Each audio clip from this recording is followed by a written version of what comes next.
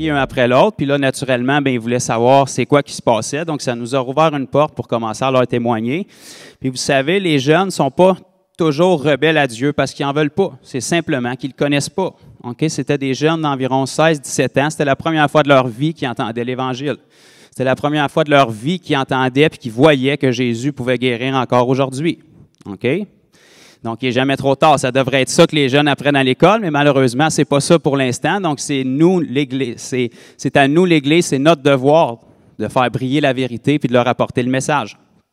Donc, ces jeunes-là, naturellement, dans un groupe, il y en a de tous les sortes. Il y en a qui ne s'intéressent pas, il y en a, les jeunes peuvent être guéris, puis 2 secondes après, ils continuent comme si rien n'était. Mais il y en a toujours qui sont intéressés puis qui ont des questions. Donc, on a eu des bonnes discussions avec ces jeunes-là, puis ce groupe-là qu'on a approché, 2 des personnes qui ont été guéries nous ont dit la semaine dernière, c'est drôle parce qu'il y a un gars qui nous a approchés dans le parc, puis il a commencé à nous parler de Jésus aussi, puis qui nous a fait un petit sketch pour nous expliquer c'était quoi la vie éternelle.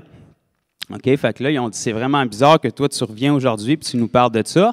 Puis c'est pas arrangé, j'ai aucune idée qui les a rencontrés dans le parc, mais ce que je sais, par exemple, c'est que Dieu veut les rejoindre. OK? Puis ça, c'est pas des jeunes qui vont venir à l'Église parce qu'ils connaissent pas Dieu. Donc, c'est à nous, l'Église, d'aller les rejoindre où est-ce qu'ils sont. Et puis, je leur ai simplement dit, bien ça, c'est simplement un signe que Dieu veut vous toucher, Dieu veut vous parler, puis c'est pas un hasard s'il nous envoie vers vous aujourd'hui. Et puis, il y avait un jeune homme qui était plus sceptique, il se promenait avec son vélo, puis il faisait le tour. Puis, quand on leur a demandé s'il y avait des douleurs, lui, il a dit, bien, vous pouvez passer du temps avec les autres parce que moi, vous ne pouvez pas faire grand-chose. Moi, mes articulations sont finies, puis vous ne pouvez pas faire grand-chose pour moi. Mais après qu'il a vu les autres être guéris, ben là, ma sœur Annie, qui était là aussi avec nous, ben, elle a proposé si elle pouvait prier pour lui, puis il ne savait pas où commencer, il a mal dans les genoux, il a mal dans les chevilles, il a mal dans les coudes, il a mal partout, fait qu'elle a dit, bon, on va commencer une chose à la fois. Donc, elle a commencé à prier pour lui, puis à chaque partie du corps qu'elle priait, il n'y avait plus de douleur. Donc là, il a commencé à s'intéresser un petit peu plus, puis il est venu se parquer avec son vélo, puis il a attendu que je termine avec les autres, puis j'ai passé peut-être une demi-heure, 1 heure avec lui à répondre à ses questions. Il a commencé avec des questions naturelles que la société t'enseigne. Pourquoi, si Dieu existe, ça va si mal dans le monde, et des questions comme ça, de la logique humaine. Puis, ça a fini la conversation que ses amis voulaient qu'il aille rejoindre le groupe. Il n'était plus vraiment intéressé. Il préférait rester là pour poser ses questions puis avoir des réponses. OK? Puis, c'est un jeune homme de peut-être 16-17 ans comme les autres. C'était la première fois qu'il entendait parler de Dieu. C'était la première fois qu'il entendait la perspective biblique de Jésus. OK? Quand tu as 16-17 ans puis tu cherches ton but dans la vie, puis tu vas passer ta vie à le chercher. Si tu n'entends pas parler de Jésus, bien, c'est une bonne nouvelle d'entendre que Jésus veut te sauver de tes problèmes. C'est une bonne nouvelle d'entendre que ta vie, ce n'est pas un hasard. Tu as été créé pour un but, puis Dieu te connaît, puis il veut se servir de toi. Donc, ça a été vraiment une belle rencontre avec ce groupe-là. Et puis, juste, je ne peux pas partager là, tout ce qu'on a vécu, mais vite, après, on est allé marcher sur la principale, puis il y avait un duo de musique punk qui faisait une démonstration sur la principale. Il avait monté des speakers sur une voiture, puis bon, c'était très fort comme musique, mais c'est un duo qui était en semi-finale du Festival de la chanson de Granby cette semaine. Donc là, ils étaient dans leur entracte, puis ils buvaient de l'eau, puis ils s'essuyaient un peu parce qu'il faisait chaud, fait que ils nous ont donné des cartes de leur groupe. Puis en échange, je leur ai dit, ben, est-ce que je peux vous demander si on peut vous aider? Avez-vous des douleurs physiques? Avez-vous mal au dos à force de jouer? Puis, naturellement, il y en a un qui avait mal à la cheville parce qu'il s'est blessé en skateboard, puis l'autre, il avait mal au ventre. Donc, les deux ont été guéris successivement, puis là, ils ont commencé à se gratter la tête puis à nous demander quel genre de personne on était. Donc, on a pu commencer à leur témoigner. Et puis, ils nous ont dit, c'est vraiment drôle parce que la semaine dernière, il y a un gars qui est venu nous voir puis il nous a parlé de Jésus aussi. OK?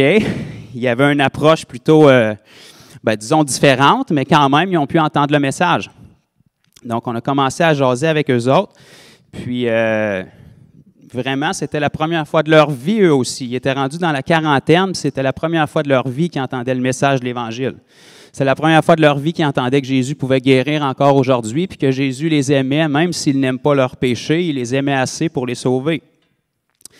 Puis le gars, il se regardait les deux, puis il dit, c'est la première fois qu'on entend ça. Puis le gars, il m'a même dit, il dit, il va falloir que tu arrêtes, tu vas commencer à me faire pleurer. Il dit, je ne sais pas qu'est-ce qui arrive quand tu parles, mais voyez-vous, ils ont entendu le message. Amen. Et puis ça, il y a des gens qui avaient semé avant nous. Nous, on est allés puis on a arrosé, tout simplement. Quelqu'un d'autre peut passer dans quelques semaines, dans quelques mois, peut-être même dans quelques années. Puis il va pouvoir récolter où est-ce que nous, on a arrosé puis d'autres ont semé. C'est comme ça que le royaume de Dieu fonctionne. Amen. Donc, je vais m'en tenir à ça pour aujourd'hui, pour ce qui est des témoignages. Puis, mais qu'on se revoit, je risque d'en avoir d'autres. Fait que, ah oui, puis en passant aujourd'hui, on s'en va baptiser une nouvelle famille chez eux. Donc, le royaume de Dieu va grandir encore. C'est un couple qui était ici il y a quelques semaines. C'est un monsieur qui a été guéri en 2016, puis il donne sa vie à Jésus maintenant.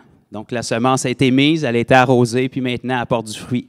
Ils nous reçoivent chez eux cet après-midi, ils veulent être baptisés, puis il va y avoir d'autres personnes qui vont être chez eux pour recevoir de la guérison puis entendre le message aussi. Donc, peut-être qu'il va y avoir plus que 2 baptêmes, on ne le sait pas.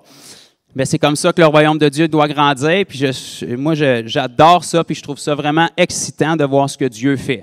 Okay? Nous, on est simplement ses mains, ses pieds, sa bouche, mais c'est sa puissance qui convainc les cœurs. Aussi extraordinaire que c'est pour moi de voir des guérisons, de voir des miracles, puis j'en vois beaucoup. La chose restera toujours qu'il n'y a pas de plus grand miracle que de voir quelqu'un sauvé.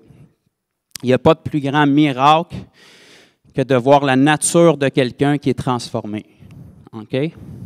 La médecine puis l'intelligence humaine réussissent à répliquer certaines choses. Si vous êtes malade, ils vont vous soigner jusqu'à un certain point, mais il y a quelque chose que la médecine ne pourra jamais faire, c'est changer la nature même de quelqu'un. Quand on prend un pécheur qui est en rébellion contre Dieu, qui est dans les ténèbres, puis que l'Esprit Saint vient changer son cœur, le transformer complètement, ça, il n'y a pas aucune science qui peut faire ça. Changer quelqu'un à la racine, c'est le plus beau miracle. Une vie transformée, puis des fruits de l'Esprit qui sont produits après, il n'y a pas de plus beau miracle que ça pour moi. Amen.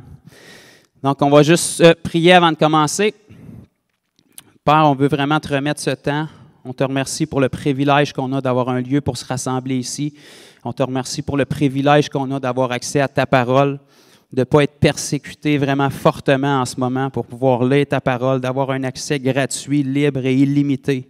On te remercie de nous donner ton esprit aussi qui nous permet de la comprendre, Père. On veut se rassembler ici pour être fortifiés, pour s'exhorter mutuellement, pour comprendre ta parole et pour ressortir d'ici plus à ton image, Seigneur. Qu'on puisse se rassembler semaine après semaine, pas pour faire de la religion, mais pour te connaître, toi, plus intimement. Comme l'apôtre Paul nous dit, pour te connaître, toi, Christ, c'est la puissance qui a permis de te lever de la mort. On veut être édifié, on veut être fortifié par ton esprit, puis on veut ressortir d'ici avec un feu. On veut ressortir d'ici avec quelque chose de vivant en nous qu'on peut partager aux gens qu'on va rencontrer au courant de la semaine, Père. Dirige chacune de mes paroles ce matin dans le nom de Jésus. Amen.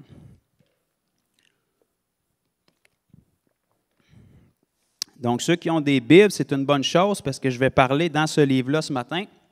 Donc, j'aimerais qu'on rouvre dans 1 Corinthiens, chapitre 16 ensemble. Ce matin, on va parler de la volonté de Dieu pour nos vies, pour chaque enfant de Dieu. Et ceux qui aiment ça avoir un titre, j'ai appelé ça « Inébranlable ». Okay? Parce que la volonté de Dieu pour nous, pour son Église, c'est qu'elle soit inébranlable. Combien est-ce qu'il y en a ici qui savent qu'on sert un Dieu de relèvement, qui aime ça nous relever, nous encourager? Bon, il y a Chantal, merci Seigneur pour Chantal. Lisa aussi, bon, on a 2 personnes qui savent que Dieu aime relever. Okay? Mais ce que Dieu aime encore plus que de nous relever, c'est qu'on reste debout et qu'on n'ait pas à tomber. Okay? Quand un enfant commence à marcher puis il tombe, ça nous fait plaisir de le relever naturellement. Mais la raison pourquoi on le relève, c'est parce qu'on veut qu'à un moment donné, il sache marcher tout seul. Si ton enfant il a 40 ans puis il tombe encore, il faut que tu le relèves, il y a quelque chose que tu as manqué quelque part. Donc, la volonté de Dieu, c'est qu'un enfant de Dieu soit fort, soit inébranlable, soit affermi, soit mature. C'est d'ailleurs le but de nos rassemblements. La Bible nous dit dans Éphésiens 4 que Dieu a établi les ministères pour perfectionner les saints, pour qu'on arrive tous à la stature parfaite de Christ. Christ était mature, Christ était établi, Christ était fort. Okay? Jésus n'était pas constamment découragé. Pourtant, il y aurait eu beaucoup de raisons de l'être, mais parce qu'il avait une bonne perspective, il n'était pas découragé malgré les persécutions. Puis c'est la volonté de Dieu pour son Église, pour nous. Donc, dans 1 Corinthiens, chapitre 16 et le verset 13, l'apôtre Paul va dire aux Corinthiens, « Veillez, demeurez fermes dans la foi. Soyez des hommes, fortifiez-vous. Donc, si vous êtes une femme, ça s'applique à vous aussi. C'est un peu comme quand on dit à quelqu'un, fais un homme de toi ou fais une femme de toi, sois fort, sois établi, sois mature. OK? Veillez, demeurez ferme dans la foi. C'est une chose d'avoir la foi, c'est une chose de l'utiliser pour être sauvé, mais c'est une autre chose de demeurer ferme dans cette foi-là. On va aller dans 1 Pierre, chapitre 5 ensemble.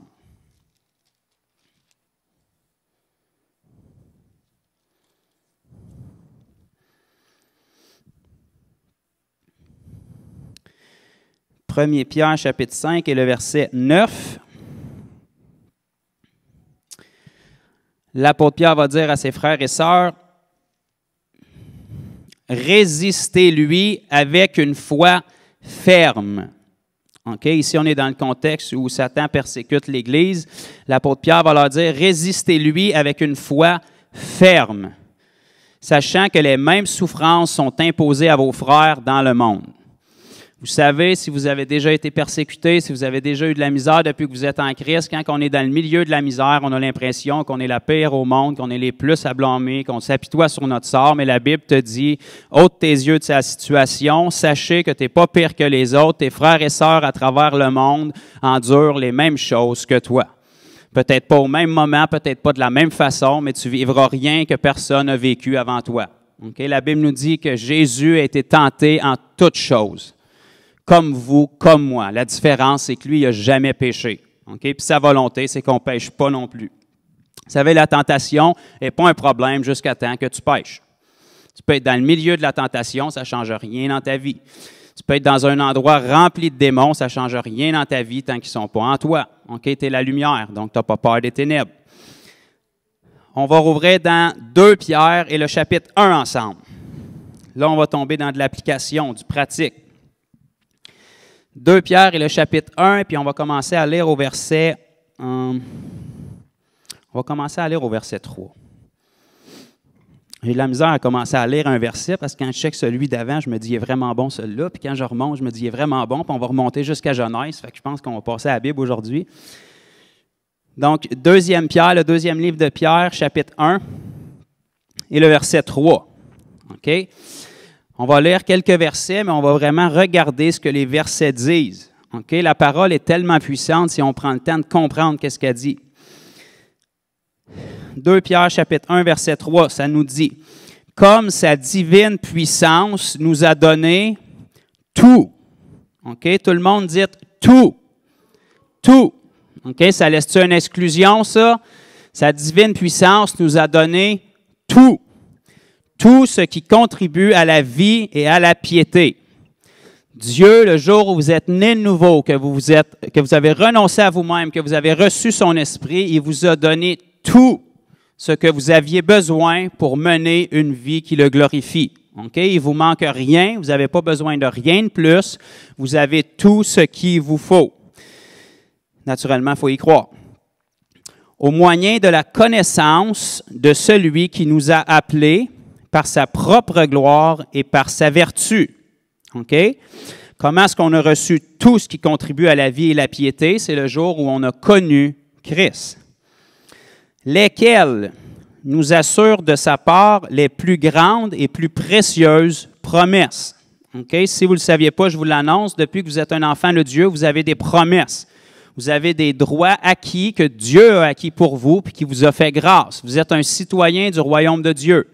Donc, de la même manière qu'un citoyen canadien a des droits qui sont différents d'un citoyen de d'autres pays, maintenant que vous êtes citoyen du royaume de Dieu, vous avez une charte de droits qui s'appelle les promesses de Dieu qui vous sont légitimes. Okay? Si vous ne vous en servez pas, ce n'est pas de la faute de Dieu, c'est votre problème, puis le mien. Okay? Ce qui fait que vous êtes un citoyen du royaume de Dieu, peu importe où vous êtes sur la planète, c'est la loi du royaume de Dieu qui vous régit. Donc, les promesses de Dieu sont efficaces, peu importe où vous êtes. Ça nous dit au verset 4, « Lesquels nous assurent de sa part les plus grandes et plus précieuses promesses, afin que par elles, vous deveniez participants de la nature divine. » OK? Pourquoi Dieu nous donne ses promesses? Il ne serait pas obligé de le faire, mais il nous donne tout ce qu'on a besoin pour participer à sa nature divine, pour représenter sa nature ici sur terre. En fuyant la corruption qui existe dans le monde par la convoitise. OK? Dieu ne la fuira pas pour nous. Ça dit ici qu'on doit la fuir. À cause de cela, OK? Quand ça nous dit à cause de cela, c'est parce que ça fait référence à ce qu'on vient de lire. À cause que vous avez ce précieux don-là, puis que vous êtes chargé de représenter sa nature divine sur terre, voilà ce que vous devez faire maintenant. Faites tous vos efforts. OK? Tout le monde dit tous vos efforts. Dieu ne fera pas l'effort pour toi. Toi, tu dois faire tous tes efforts. On a lu tantôt qu'il nous a donné tout ce qui contribue. Il ne nous manque rien. Parce qu'il nous a donné tout ce que nous, on doit faire, c'est mettre tous nos efforts. OK? Le minimum qu'on peut faire, si Dieu nous donne tout, par reconnaissance, c'est qu'on mette tous nos efforts pour utiliser ce qu'il nous a donné. Sinon, on traîne dans la boue les promesses qu'il nous a données. Je suis certain que ce n'est pas ça qu'on veut faire ce matin. Faites tous vos efforts pour joindre à votre foi la vertu. Okay? La vertu, c'est un mot qui n'est plus très, très populaire de nos jours, là, mais c'est une conscience morale, une moralité. Okay? Vous avez une conscience qui vous dit ce qui est bien ou ce qui est mal, qui est souillée avant de venir à Jésus, mais quand vous êtes régénéré, généralement, elle devrait être régénérée. Donc, pour ajouter à votre foi, si vous êtes un enfant de Dieu, c'est parce que vous avez placé votre foi en Jésus, je l'espère. Donc, pour ajouter à cette foi-là, vous devez ajouter les actions morales.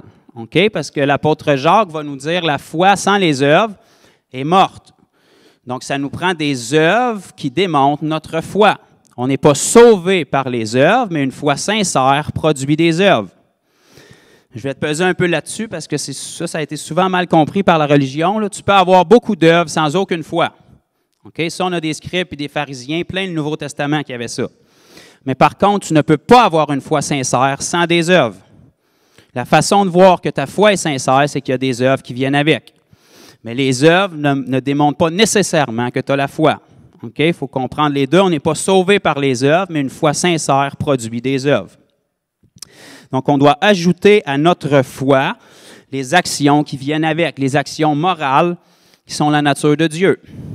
À la vertu, la science. D'autres versions vont dire la connaissance. Okay? Vous pouvez venir à Jésus ignorant, mais Dieu ne veut pas qu'on reste ignorant. C'est pour ça qu'il nous donne sa parole, puis c'est pour ça qu'il nous donne son instruction. Okay? Sa parole, ce n'est pas pour l'apprendre par cœur, c'est pour le connaître lui. Tu peux connaître la Bible par cœur sans connaître Dieu. Je peux connaître la biographie de n'importe quel artiste sur la planète sans du tout connaître cet artiste-là. Si je le rencontre dans la rue, je vais le saluer, je vais y raconter tout sur sa vie, mais il ne me connaît pas. Okay? Apprendre des choses sur quelqu'un, ce n'est pas nécessairement connaître quelqu'un. Dieu nous a donné son esprit pour qu'on le connaisse, lui, intimement. Donc, premièrement, la foi. Ensuite, la vertu morale, les actions qui viennent avec. Ensuite, la connaissance. Okay? Ça, c'est des outils que Dieu nous donne. Là. Puis il nous dit de mettre tous nos efforts à ces choses-là. À la science, la tempérance. À la tempérance, la patience. Okay? Ça, c'est le passage que beaucoup de gens aimeraient peut-être enlever de la parole. Notre Dieu est un Dieu patient et lent à la colère. C'est pour ça que vous et moi, on est ici aujourd'hui puis qu'il a eu la grâce de nous sauver. Sinon, ça ferait longtemps qu'on aurait été jugés quand on vivait dans nos péchés. Dieu a été patient puis lent à la colère envers nous. Donc, quand il met sa nature en nous, il nous demande d'être patient aussi. Dieu ne sera pas patient pour vous. La patience, c'est un fruit de l'esprit. Donc, si vous êtes rempli de l'esprit puis vous marchez selon l'esprit, vous allez être patient. Si vous êtes impatient, c'est parce que vous êtes charnel. Ce n'est pas parce que vous n'êtes pas nécessairement sauvé. Vous vous dépouillez de la chair, puis vous marchez selon l'esprit. Okay? Chaque fois qu'on est impatient, c'est parce qu'on est tourné sur nous-mêmes. Quelqu'un nous tape sur les nerfs. Quelqu'un ne pense pas comme nous. Quelqu'un ne fait pas ce qu'on veut, quand il veut, comme on le veut. Okay? Ça, c'est pour nous. Pourtant, la première chose que Dieu nous demande de faire pour venir à lui, c'est de renoncer à nous. Donc, si tu renonces à toi, tu n'as pas de problème d'impatience. Parce que personne ne te tape sur les nerfs. Dieu t'en a donné des nouveaux. Okay? À la patience, la piété. Okay? On doit avoir une vie de prière avec Dieu. Un couple qui n'a pas de communication ensemble, ça ne sera pas un couple fort.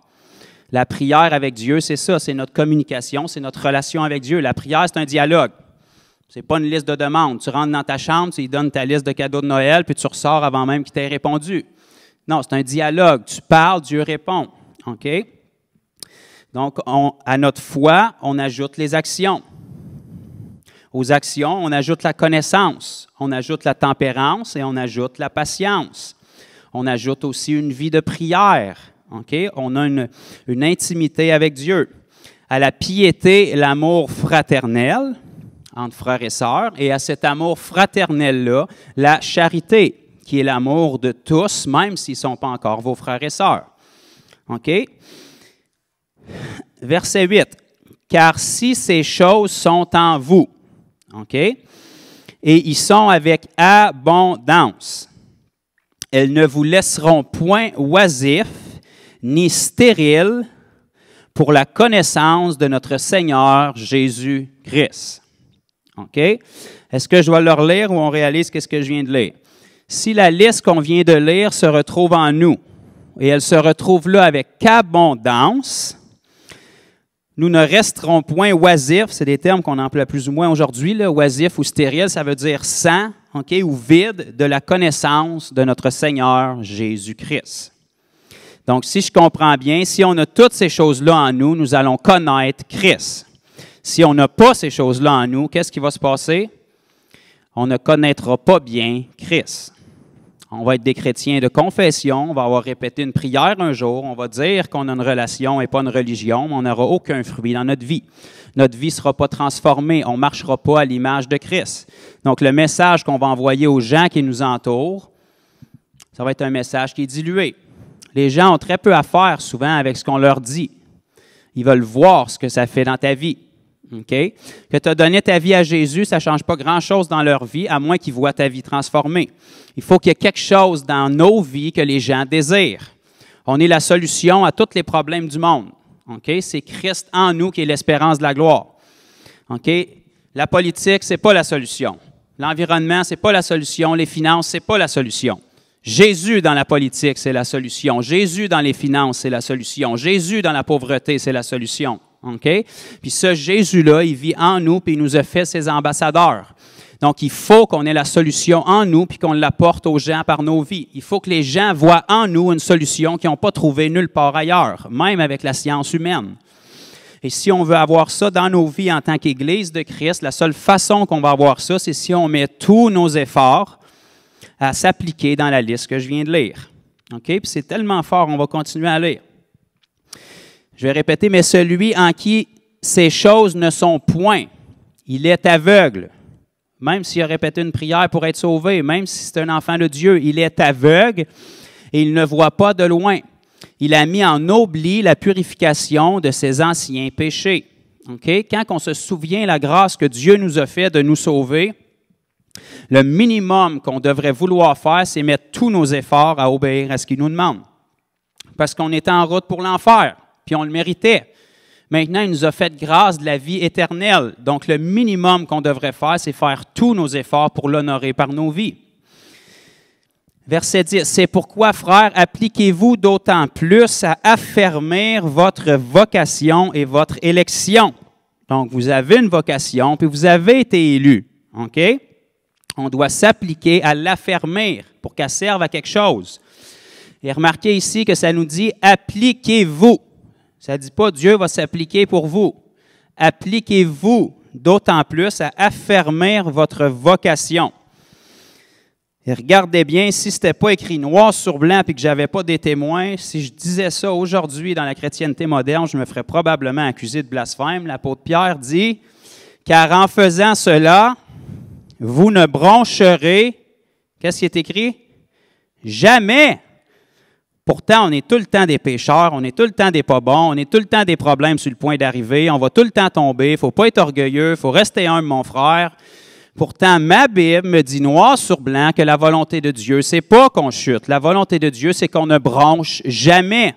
La volonté de Dieu, c'est qu'on soit à l'image de Christ. OK? De dire autrement, c'est pas d'être réaliste. Ça, c'est une façon, avec des termes chrétiens, d'englober et de justifier nos faiblesses. Okay? La volonté de Dieu, c'est qu'on soit inébranlable.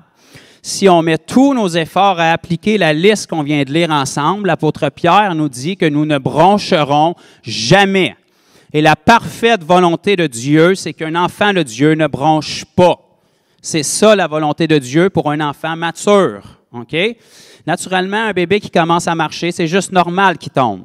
Quand on vient au Seigneur, on vient bébé. On a une vie de péché, on a une façon de penser qui est complètement tordue. On a été enseigné par la société, la culture, le monde, puis nos expériences. Pourtant, Dieu n'est ni dans la société, le monde, la culture, puis nos expériences. OK? Donc, on a été enseigné dans le mensonge. On vient à Jésus comme on est, mais Dieu ne veut pas qu'on reste comme on est. C'est ça le salut.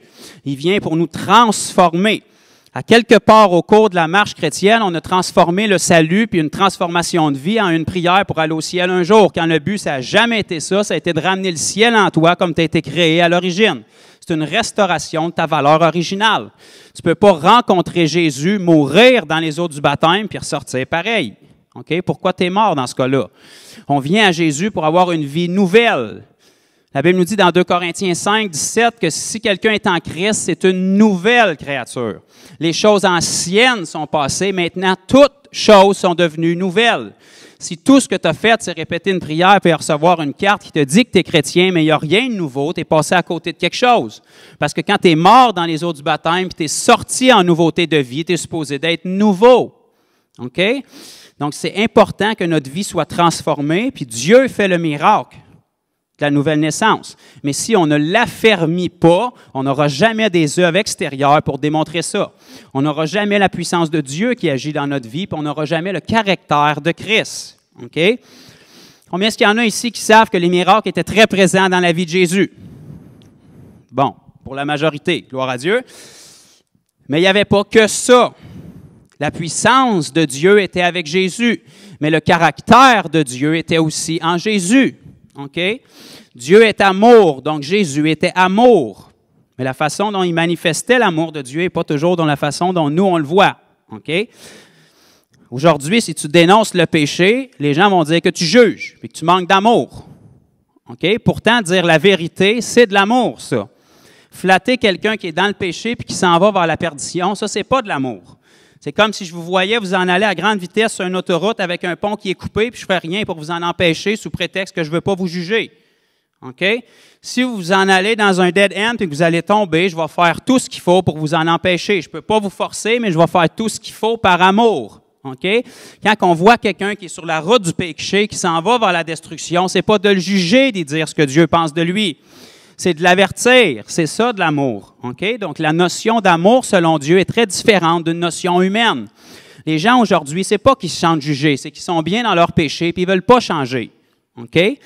Mais ça commence, le changement commence quand ils entendent la vérité. S'ils n'entendent pas le message de vérité, la conviction ne pourra jamais tomber sur eux autres.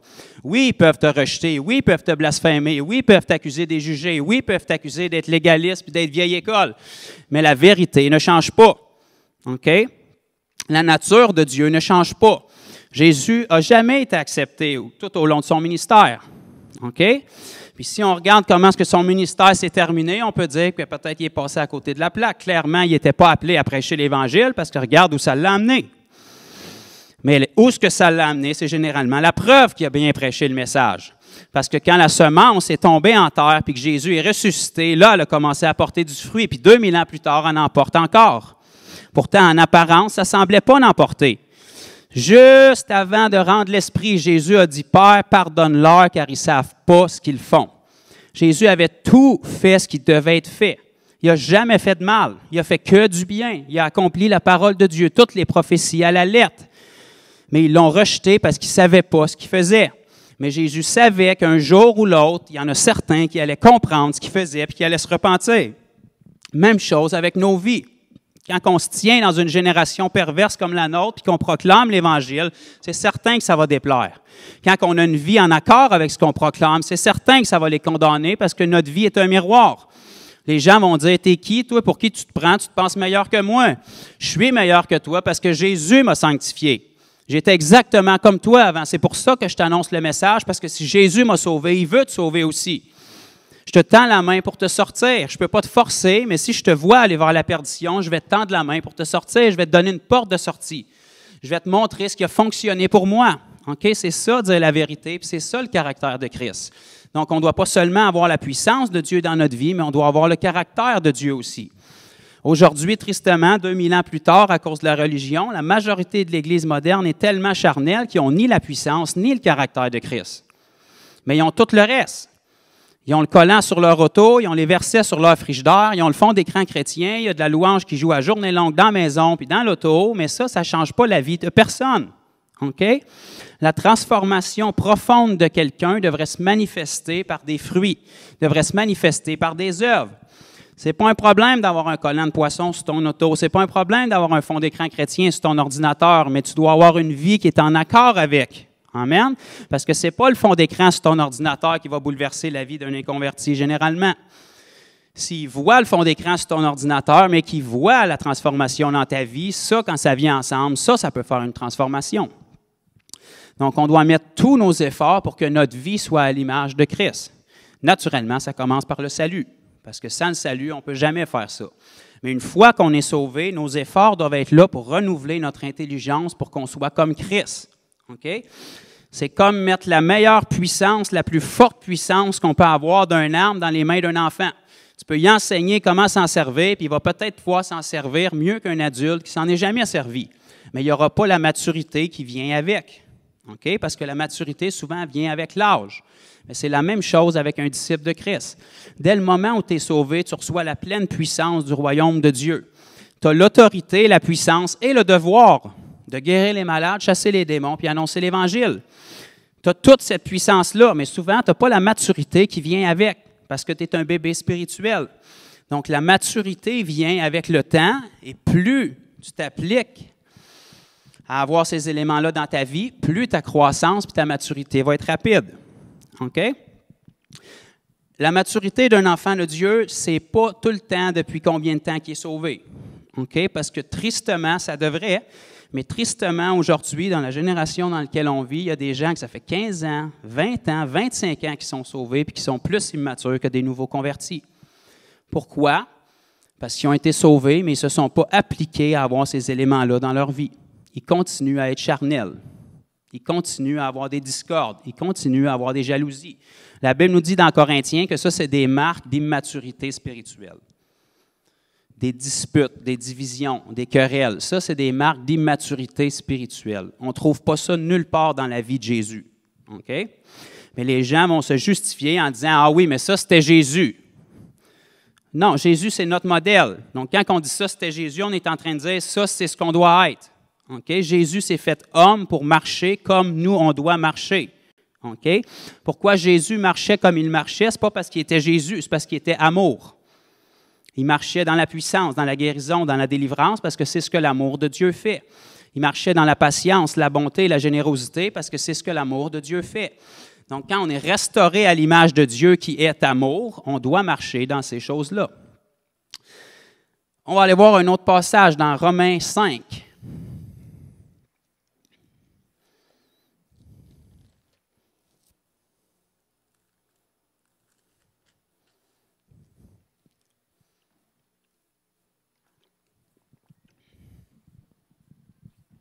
Je pense que je vais devoir commencer au verset 1 dans celui-là aussi, parce que c'est un verset qui est trop bon.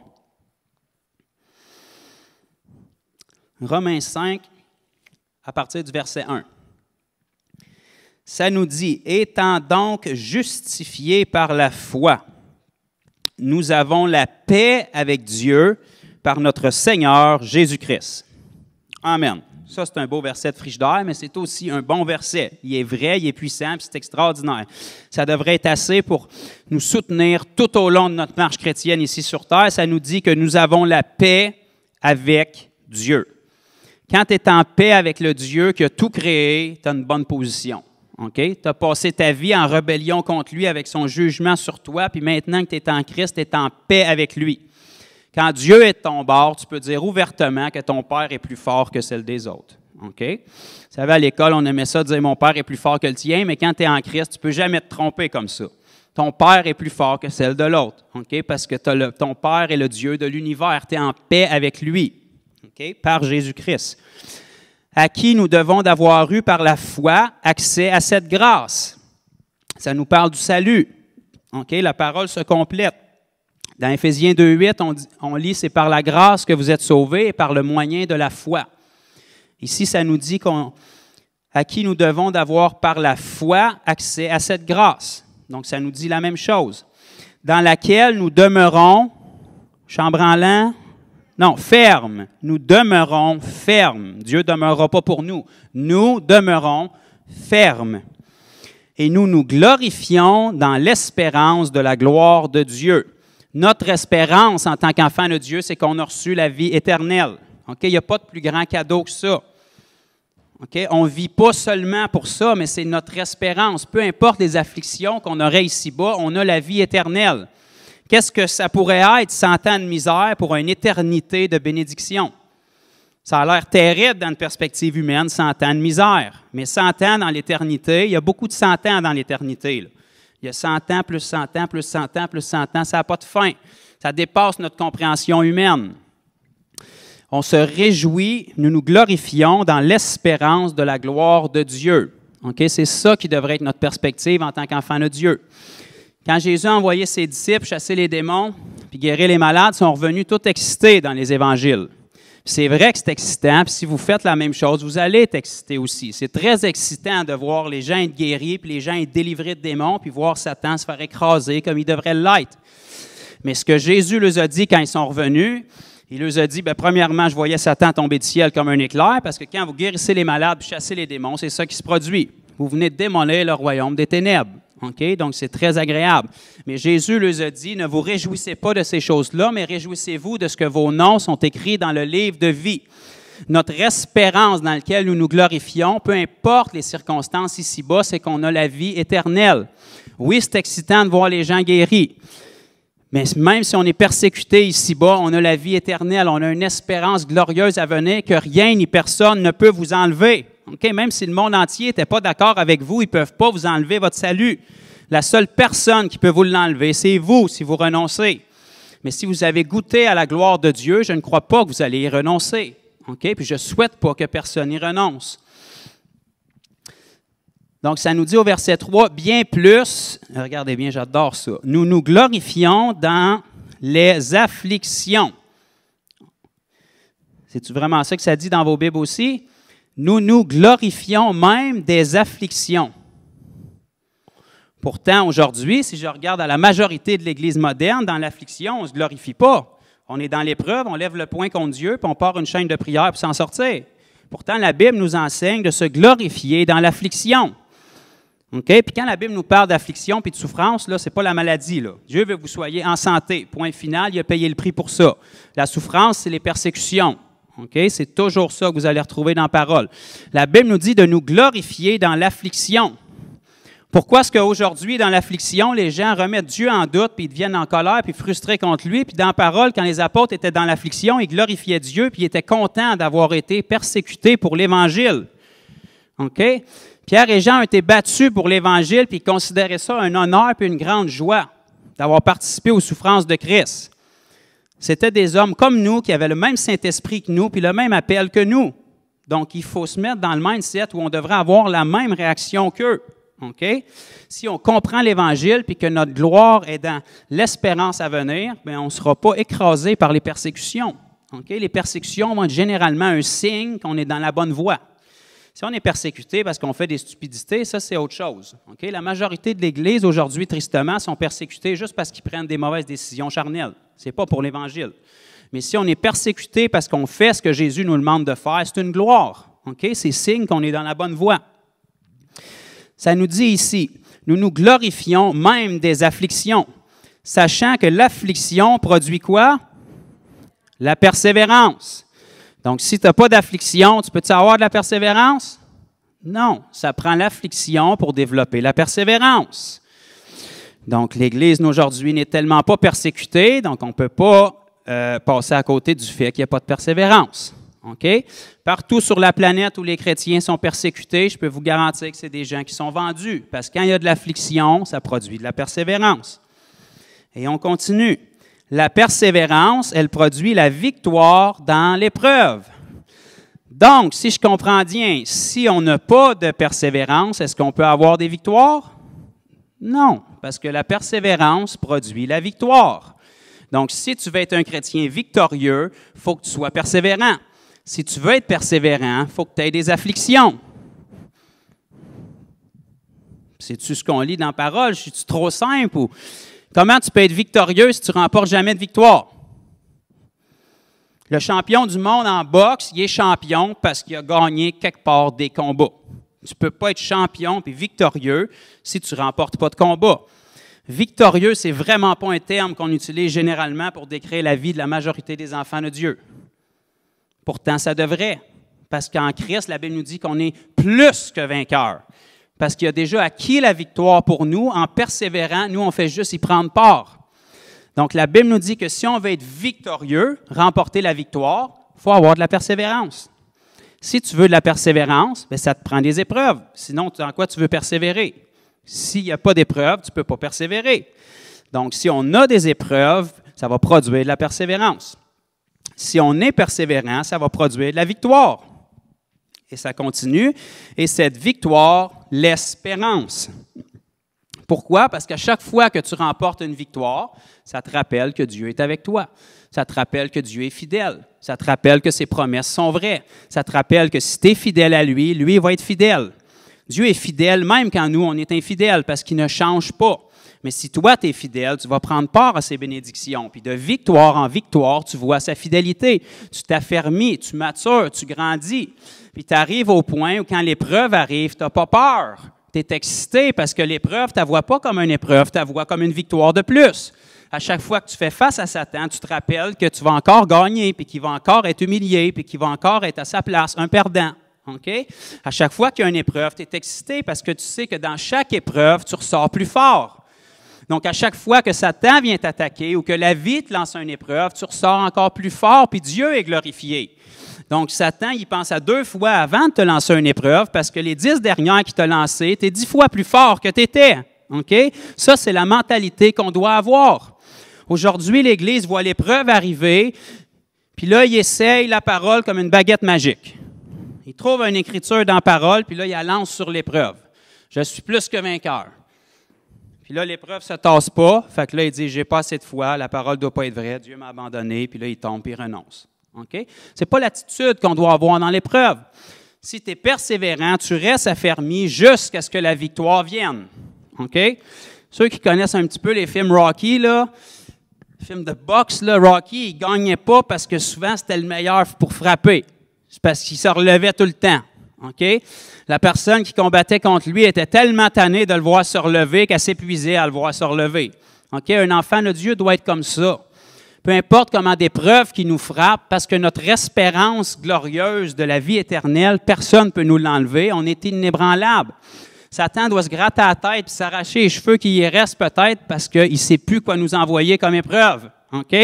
Parce que dans chaque épreuve, on ressort plus fort. Puis dans chaque épreuve qu'il nous envoie, au lieu de nous détruire, il glorifie Dieu. À chaque épreuve que tu as, tu te mets à louer Dieu, tu te mets à manifester Christ, puis lui, il ne sait plus quoi faire. Parce que dans chaque attaque qu'il fait, il est en train de détruire son royaume puis de glorifier celle de Dieu. Ça devrait être ça, l'attitude qu'on a. OK? Si un enfant de Dieu est rempli de l'Esprit de Dieu, qui est l'Esprit de Jésus-Christ, qu'est-ce qui devrait sortir quand tu écrases un enfant de Dieu? Ça devrait être Jésus. Pourtant, souvent, la dernière chose qu'on voit sortir d'un enfant de Dieu quand il est sous la pression, c'est Jésus. Il va sortir beaucoup de choses qui ne devraient pas être là avant. De la haine, de l'incompréhension, de la frustration, des jalousies, des querelles. Pourtant, ces choses-là doivent être absentes de nos vies. La Bible nous dit de s'en dépouiller. OK? Si tu presses un orange puis il sort du jus de pomme, il y a quelque chose qui ne marche pas avec ton orange. OK? C'est inquiétant. Pourquoi est-ce qu'on n'est pas inquiet quand on voit des choses comme ça sortir d'un enfant de Dieu sous la pression? Quand tu sers un orange, peu importe quelle machine tu la sers, ce qui doit sortir, c'est du jus d'orange. C'est-tu trop basic pour vous? Si tu squeezes un enfant de Dieu qui est rempli de l'Esprit Saint, la première chose qui doit sortir, c'est la nature de Dieu.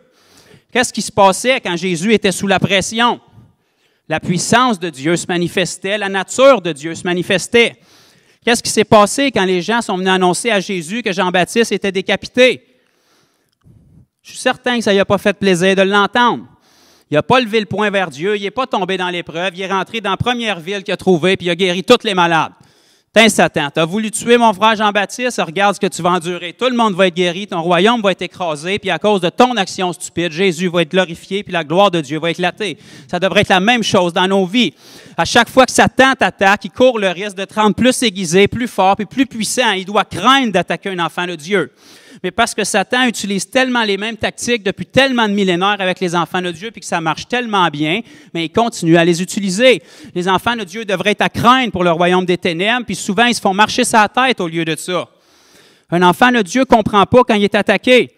Tu es en guerre. C'est normal que tu sois attaqué. Si tu te tiens pour Christ, c'est normal que tu sois attaqué. Si tu n'es pas attaqué, généralement, c'est parce que tu es endormi, puis religieux, puis tout ce que tu fais, c'est assister dimanche après dimanche, puis ta vie n'est jamais transformée.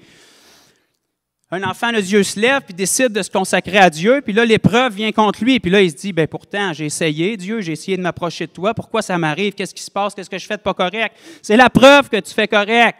Si tu te lèves pour Dieu, puis tu es consacré, Satan fait, wow, lui, il était endormi, il était gelé, puis il fait rien, là, il se lève, je pense qu'il commence à comprendre quelque chose. Il va falloir qu'on l'éteigne au plus vite, parce que si lui, il saisit quelque chose, il va transmettre ça à quelqu'un d'autre, il va transmettre ça à quelqu'un d'autre, puis avant pas longtemps, toute l'Église va savoir qu'ils ont l'autorité sur nous, puis on va se faire détruire.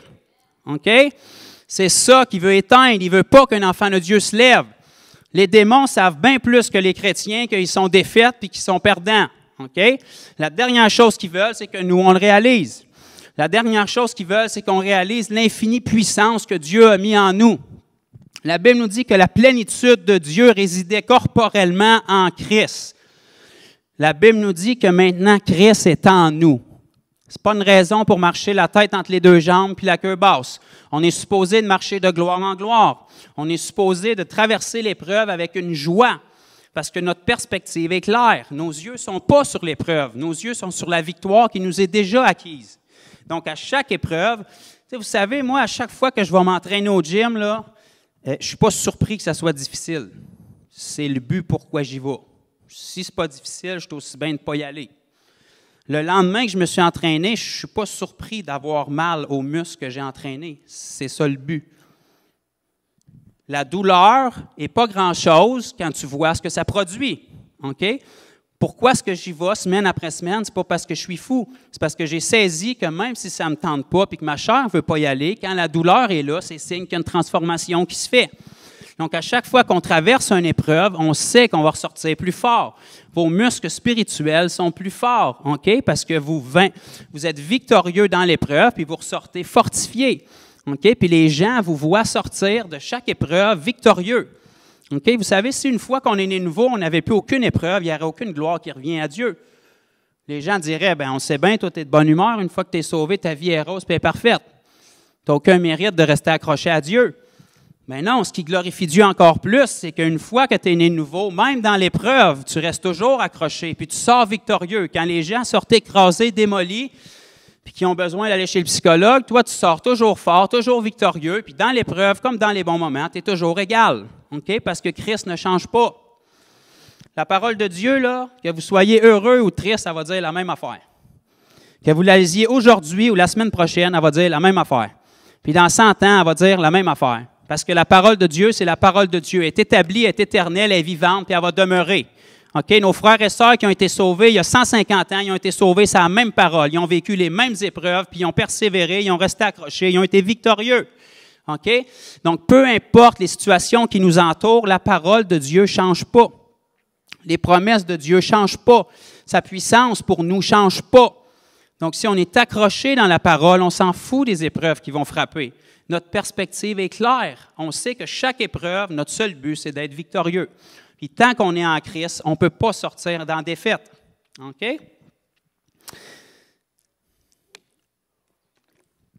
Si j'étais venu à l'Église juste pour moi aujourd'hui, je serais vraiment béni parce que la parole est vraiment bonne.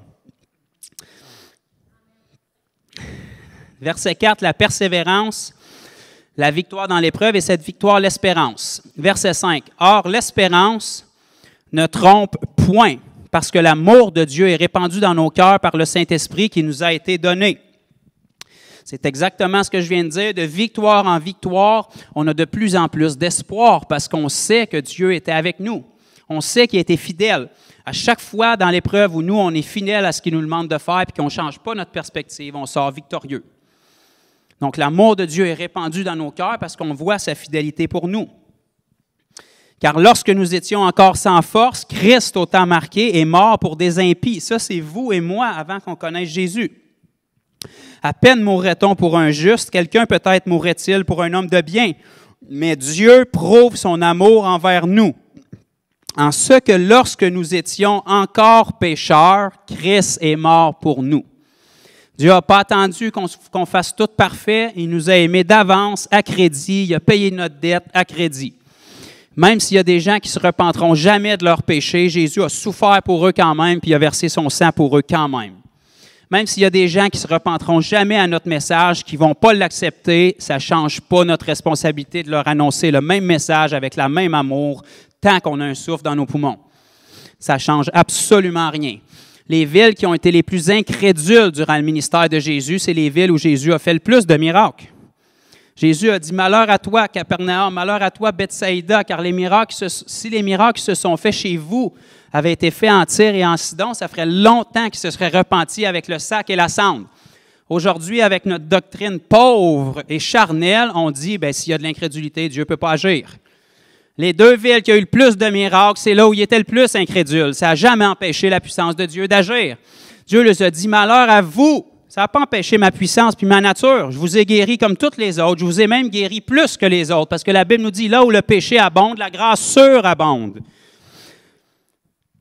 Puis ces villes-là, s'ils ne se sont pas repentis, c'est leur problème. Ils vont être jugés plus fortement que d'autres nations, quand le jugement va venir. Mais ça ne change pas la nature de Jésus pour ces nations-là, puis ça ne change pas notre nature pour les gens. OK? Comment est-ce qu'il y en a qui savent que parmi les apôtres, il y en avait un qui s'appelait Thomas? Il est assez connu. On l'appelle Thomas l'incrédule, celui qui doute, qui représente bien la majorité des chrétiens aujourd'hui, tristement. Jésus lui a dit, « Tu crois parce que tu vois. » Jésus a apparu et il a dit, « Regarde mes mains, mes pieds percés, mets ton doigt dans mon côté.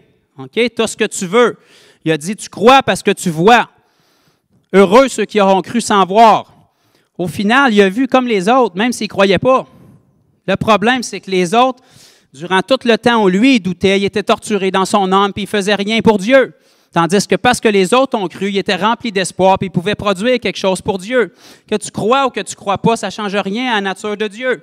Au final, Thomas a vu comme les autres, mais il a perdu du temps, puis il était torturé dans le doute, puis il ne produisait rien. Plus longtemps qu'un enfant de Dieu est dans le doute, ça ne change pas que Jésus est puissant, qu'il va ressusciter quand même, puis que ses promesses, ils sont encore valables, que tu crois ou pas. Mais la seule personne qui est affectée dans l'incrédulité, c'est toi. C'est ta vie qui va être torturée. Dieu ne veut pas ça, c'est pour ça qu'il nous demande de croire seulement, croire simplement. OK? Quand Jésus disait « crois seulement », là, c'est comme si vous aviez une table en avant de vous avec plein d'options. L'incrédulité, le doute, le questionnement. Puis là, il y aurait la foi. Puis il vous dit « crois seulement ». Laisse tomber les autres options, prends juste croire. C'est aussi simple que ça. La parole est simple, c'est tellement extraordinaire. Crois seulement, ce n'est pas compliqué, tu ne forces pas. Non, tu crois. C'est tellement plus facile de croire que de ne pas croire. Je peux vous dire, j'ai essayé l'incrédulité, puis c'est tellement nul. Il faut tellement que tu te creuses la tête, il faut tellement que tu essayes d'expliquer Dieu. Je vais te dire quelque chose tout de suite. Si tu pouvais expliquer Dieu, tu serais Dieu. Abandonne le projet parce que la charge est lourde, OK? Si tu arrives à faire fitter Dieu dans ton petit cerveau de 3,5 livres, là, tu es dû pour changer de Dieu.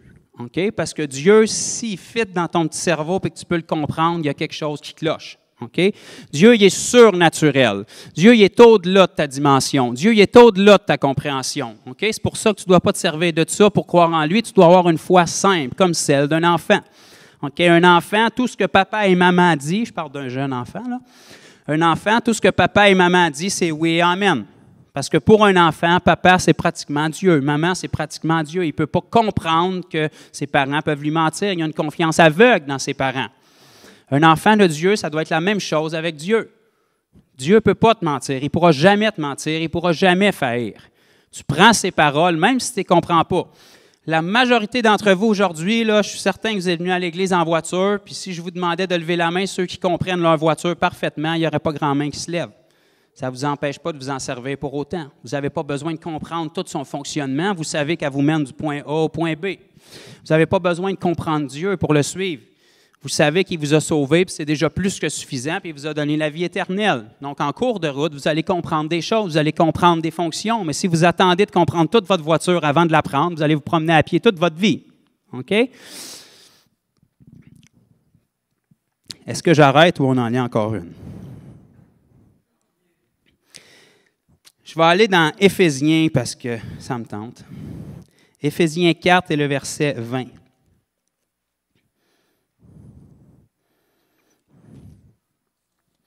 La dernière fois que je l'ai lu, c'était vraiment bon. Donc, si la parole ne change pas, ça devrait être encore pas trop pire.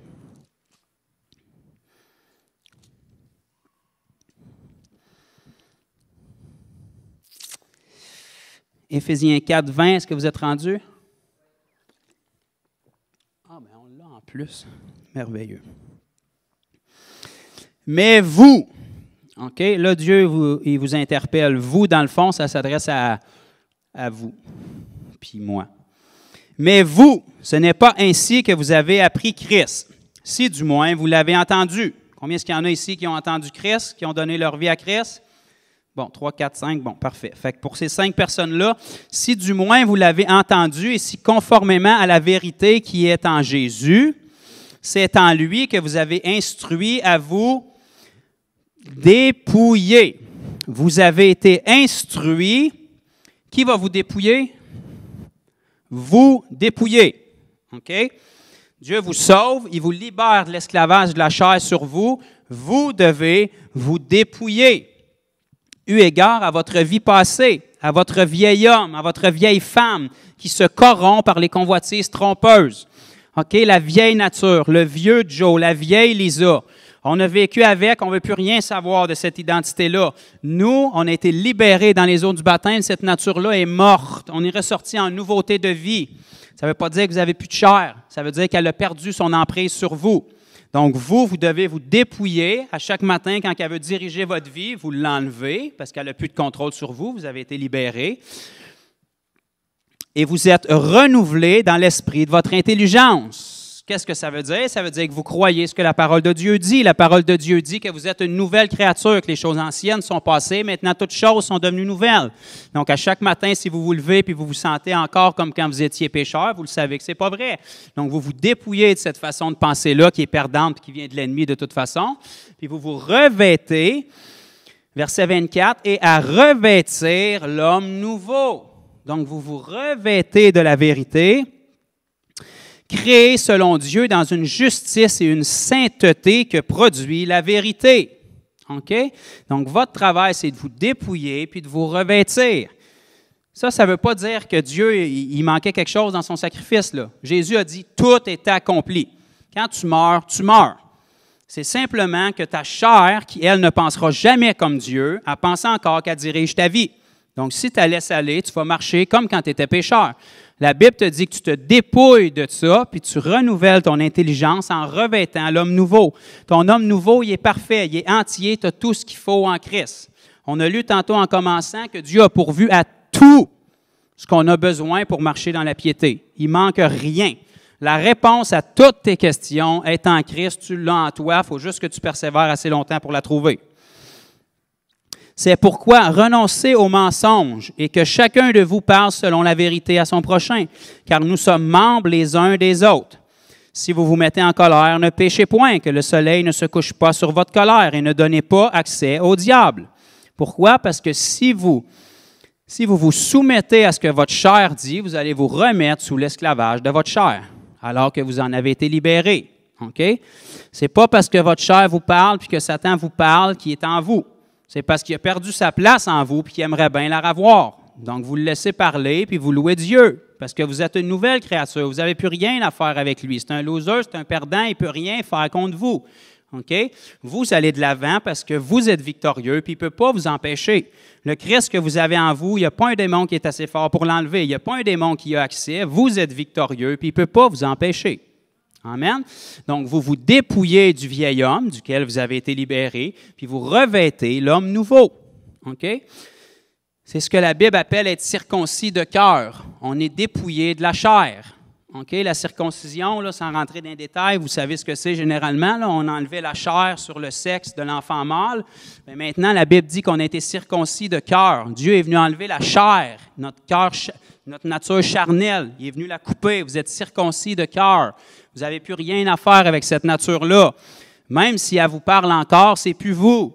Vous vous dépouillez de ça, puis vous revêtez l'homme nouveau dans la vérité. OK? L'homme nouveau dans la vérité, c'est qui vous êtes en Christ. Tout ce que Jésus était et ce qu'il est, c'est ce que vous êtes maintenant. Donc, ce n'est pas arrogant de dire que vous êtes comme Jésus.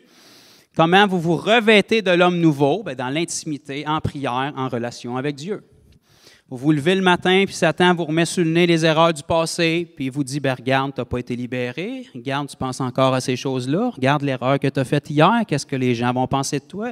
Ta vie, fait-tu vraiment une différence? Ça fait 10 ans que tu es chrétien. Combien de monde t'a amené au Seigneur?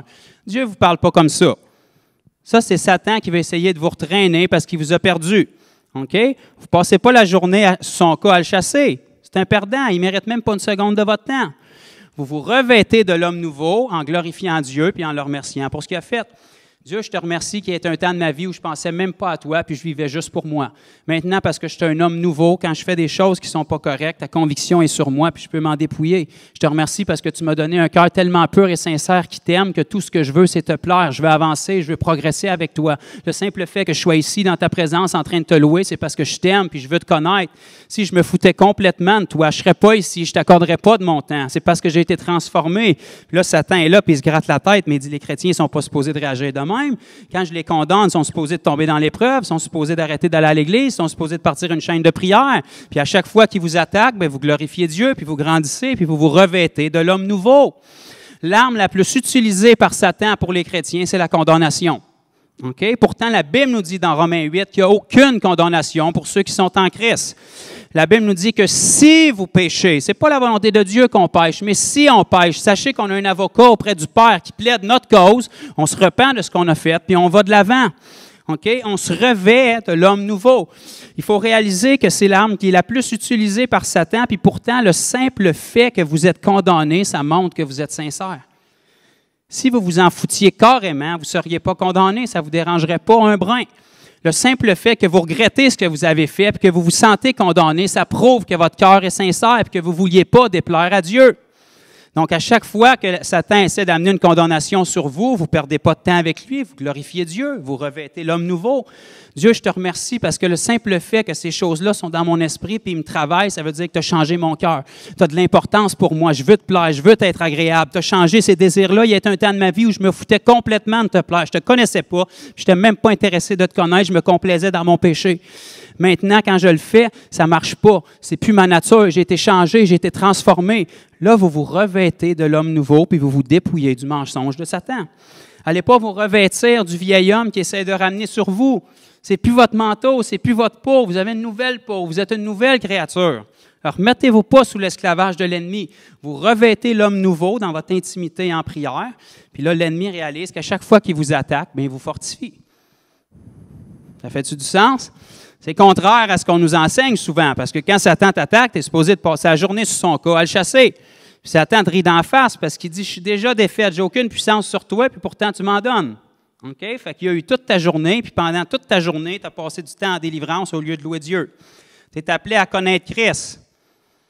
Tu n'es pas appelé à parler par un dialogue avec Satan toute la journée. Il ne mérite même pas ton attention. Toi, tu fais partie du royaume de Dieu, tu as de l'espérance, lui, il est déchu, puis il n'y en a pas. Il ne mérite pas une seconde de ton attention. OK? Le simple fait qu'il t'en donne de l'attention, c'est parce que tu es dangereux et il veut t'empêcher d'avancer. OK? Toi, tu continues à avancer, tu continues à y présenter ta semelle de soulier parce que c'est la seule place où est-ce qu'il peut être, puis tu marches de gloire en gloire. À chaque fois que tu l'écrases, bien, tu montes d'un autre échelon. OK? Amen? Ça, c'est l'attitude qu'on doit avoir. La volonté de Dieu, c'est qu'on soit inébranlable. Il n'y a aucune épreuve du ministère terrestre de Jésus qui l'a ébranlé. Pourtant, c'en est un qui en a eu quelques-unes épreuves. OK? Pourtant, ce n'était pas pour ses bêtises qu'il y avait des épreuves. C'était toujours parce qu'il faisait bien. Tous ceux qui ont guéri, délivré, ressuscité, puis nourri, ont crié « Crucifie-le » à la fin de sa vie. Il n'avait rien fait de mal. Alors, il ne faut pas se surprendre que si on guérit les malades, on chasse les démons, on annonce l'Évangile, on aide les gens, on nourrit ceux qui ont faim, on aide les pauvres, on donne des vêtements à ceux qui ont besoin de vêtements, que les gens nous persécutent. OK? Jésus a dit, ils m'ont persécuté, ils vont vous persécuter aussi. Parce que si tu ne te repens pas au message de l'Évangile, ta seule autre option, c'est de le résister. La vérité, il n'y en a pas 10, il y en a une. C'est oui et amen ou c'est non, je ne veux rien savoir. Okay?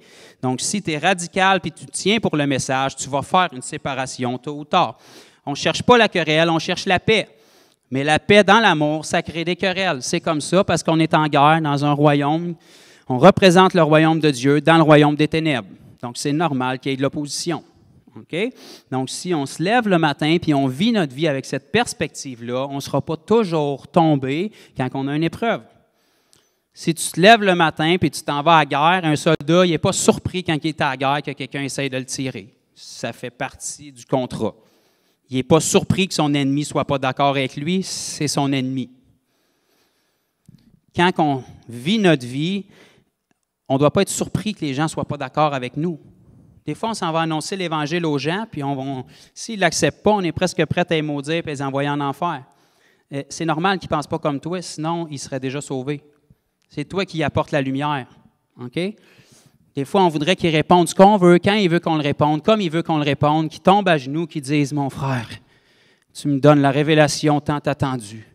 Ce matin, Dieu m'avait dit que je te rencontrerais. J'ai été dans les ténèbres pendant tellement d'années. Je vois Christ en toi. Je me repens maintenant. Bien, dans la majorité des cas, ça ne se passera pas comme ça. Parce que Jésus ne faisait que la volonté du Père, puis souvent, ça ne se passait pas comme ça avec lui. OK? Mais ça ne change pas notre nature. Ça ne change pas ce qu'on sème dans leur vie. Un sème, l'autre arrose, l'autre récolte. Mais tôt ou tard, la semence qui est semée, elle va prendre vie, elle va s'enraciner, puis elle va produire quelque chose de puissant jusqu'à ce qu'une personne soit complètement transformée. Puis on va réaliser que la petite semence qu'on a mise, même quand la personne nous persécutait, la guérison qu'on a mise dans quelqu'un, même quand ils ont resté incrédules par après, elle a fini par porter fruit. OK? Parce que la puissance n'est pas dans la quantité de la semence, elle est dans la semence. Un grain de moutarde peut produire un arbre gigantesque. La semence de l'Évangile dans un cœur peut bouleverser une vie à tout jamais. Peu importe comment ça va prendre de temps pour que l'arbre grandisse, quand tu places la semence, Dieu va être fidèle pour la faire grandir. C'est la perspective qu'on doit avoir, c'est la raison pourquoi on est ici sur Terre. OK? On n'est pas ici pour que Dieu nous donne une bonne journée, qu'on ne se fasse pas couper en char, qu'on ait une meilleure place de parking quand on va au Walmart, puis qu'on ait des rabais quand on va à l'épicerie. Si tu vis pour Dieu pour ça, tu es séduit, mon ami, détrompe-toi. Tu as été sauvé pour être libéré de toi-même. Au lieu de prier pour avoir la meilleure place de parking, prie pour que la meilleure place de parking aille à quelqu'un qui ne connaît pas Dieu, parce que toi, tu as la patience, puis lui, il ne l'a pas encore. Okay? Laisse-y la meilleure place de parking, parce que toi, tu as renoncé à toi-même. Okay? Ça devrait être l'attitude d'un enfant de Dieu. Tu renonces à toi-même, tu ne vis plus pour toi-même, tu vis pour les autres, tu les aimes et tu leur représentes Christ pour qu'ils soient sauvés. Tu leur lances la bouée, toi, tu es sauvé. Vous savez, on ne peut pas tuer un enfant de Dieu, on peut juste changer son adresse. Fait que nous, on est en paix. Si quelqu'un vous tue après-midi, tout ce qu'il fait, c'est changer votre adresse, vous en allez dans le royaume de Dieu. C'est tout ce qu'il peut faire. Il ne peut pas vous tuer, vous êtes immortel. Okay? Donc ça, c'est l'espérance de la gloire. Si on vit avec cette perspective-là, ça va changer nos relations concrètes avec les gens, l'attitude qu'on a de eux, puis la relation qu'on a avec Dieu. On va se dépouiller du vieil homme qui n'a plus rien à voir avec nous. On va se dépouiller de la vieille Sophie qui est restée dans les eaux du baptême à Montréal la semaine dernière, puis on va revêtir la nouvelle Sophie qui est parfaite en Christ. La nouvelle Sophie, elle n'a pas besoin d'update, d'amélioration. Ce n'est pas un Saint-Esprit junior que tu as eu. Tu n'as pas besoin d'une version 2.0. Tu l'as eu complètement. Tu es entière. À mesure où tu vas renouveler ton intelligence, tu vas apprendre à marcher dans cette nouvelle Sophie-là. Mais ce n'est pas Sophie qui a besoin d'être améliorée. C'est juste toi qui as besoin de saisir ici ce qui s'est passé ici. Mais tu n'auras jamais plus de Jésus en toi que ce que tu as eu. OK? Donc, nous, on devient mature en expérimentant Dieu, puis en se consacrant, puis en ayant tout. Puis vous leur lirez chez vous le passage que j'ai lu dans 2 Pierre, chapitre 1, à partir du verset 5, tous les éléments qui doivent être dans notre vie avec abondance pour qu'on ne bronche jamais. Qui ici ne veut jamais broncher? OK? On aspire vers la perfection, puis c'est ce que Jésus a payé. OK? Marcher dans la perfection, ce n'est pas arrogant, c'est d'honorer ce que Dieu nous demande. C'est ça sa volonté. Il ne veut pas qu'on soit constamment tombé, il veut qu'on soit fort, établi puis inébranlable. Amen? Père, je te remercie pour la parole qu'on a reçue, puis je te prie vraiment qu'elle fasse son effet dans le cœur des gens, que tout ce qui venait de toi, Seigneur Dieu, puisse faire son effet, puis que toute pensée peut-être charnelle qui pouvait venir de mon intelligence puisse être annulée, mais que ce soit ta parole qui reste dans le cœur des gens qui sont ici, peut-être de ceux qui vont écouter sur l'enregistrement, Seigneur.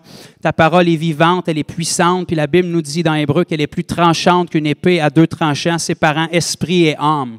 Père, on veut que ta parole sépare notre esprit de notre âme. On ne veut pas être des enfants de Dieu qui sont charnels. On veut être des enfants de Dieu spirituels, qui vivent ici consacrés pour toi, parce que la raison pourquoi on est ici, c'est pas pour vivre notre vie, c'est pour poursuivre la tienne, pour que les gens puissent avoir accès au message, qu'ils puissent être touchés, qu'ils puissent expérimenter ta gloire, puis qu'ils puissent être sauvés de la perdition, Seigneur. On te prie vraiment que cette parole puisse s'enraciner en nous, qu'on puisse la méditer, qu'on puisse avoir cette faim et cette soif de s'appliquer à avoir tous les éléments que tu nous dis d'avoir dans notre vie, pour qu'on puisse être une Église forte, universellement, Seigneur. Puis dans la nation ici du Québec, qu'on puisse avoir une Église qui est forte, une Église que les gens envient, une Église que les gens viennent voir, des fils et des filles de Dieu auxquels les gens regardent pour avoir des solutions. Là où la science humaine n'a pas de solution, la solution est en toi, Jésus, puis on la porte en nous.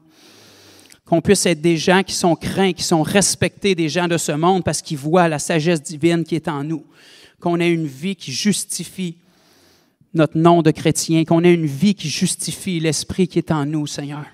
Qu'on ait des fruits qui sont produits, puis qu'on ait des œuvres qui découlent de notre foi sincère envers toi, Père. Je te prie que chaque semence qui a été mise ici ce matin ne soit pas volée par l'ennemi, par les façons de penser, les fausses doctrines puis les mensonges qu'il y a dans ce monde. Qu'on puisse s'appuyer sur ta parole, la méditer, puis qu'elle soit vraiment la vérité au-delà de toute opinion dans nos vies. Dans le nom de Jésus, Père. Amen.